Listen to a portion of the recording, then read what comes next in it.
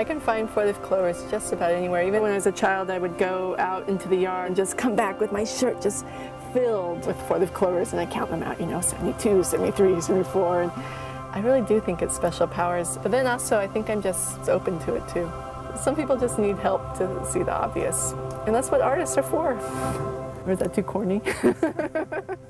When I started with paper cut, it was really the light going off inside my head, where like your brain just hums. It's like all the neurons in my brain just like became parallel or something, and it just felt so good. Sometimes it's a mental photo, sometimes it's just a memory. I'll sketch that out, and then I'll transfer that onto black paper by tracing, and then I start cutting. It's different than a painting, it's different than sculpture, it's different than a drawing. By cutting into paper, you make mistakes, and there's nothing you can do about it. And it's this really liberating feeling for me, like I can't paint over it, I can't erase it. It's 3D, you can lift it up, it's like lace, and everything's connected, and I don't really decide what's going to be black and white necessarily until I'm kind of in the midst of it. Decisions are made just as the blade is slicing through the paper.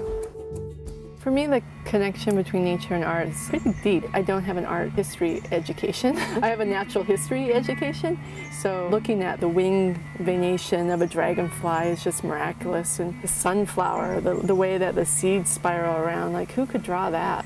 Yet here we are human beings, and somehow we feel that we have to reconnect to nature, we have to go camping, or we have to go do this thing, but we are nature. And so for me, my art, I rely a lot on natural forms to remind people, or almost call to deep inside your reptilian brain. Like, you are of this earth. You're not just some person with a job, riding around a car, talking on your cell phone. You are nature.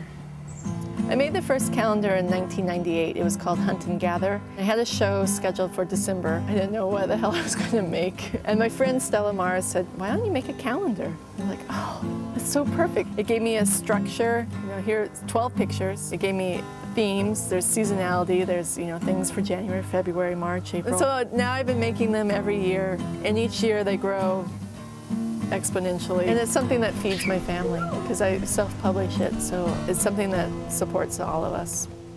I feel so fortunate to have landed in Olympia. I mean, there was the Riot Grille explosion was happening. You had K Records, Calvin Johnson, and then also there was Stella Mars making her postcards. And so I had these strong role models by seeing that these other people were able to exist and thrive and still have an independent voice and vision to offer the world. I try not to be too didactic, like, you know, like too like in your face, like, stop driving your car and plastic sucks and all these things, you know. Most of my pictures are completely autobiographical, you know. It's just the way I live my life. Sometimes people accuse me of like kind of creating this utopia world of a bunch of white people having this romantic kind of nostalgia or something, but it's just my life.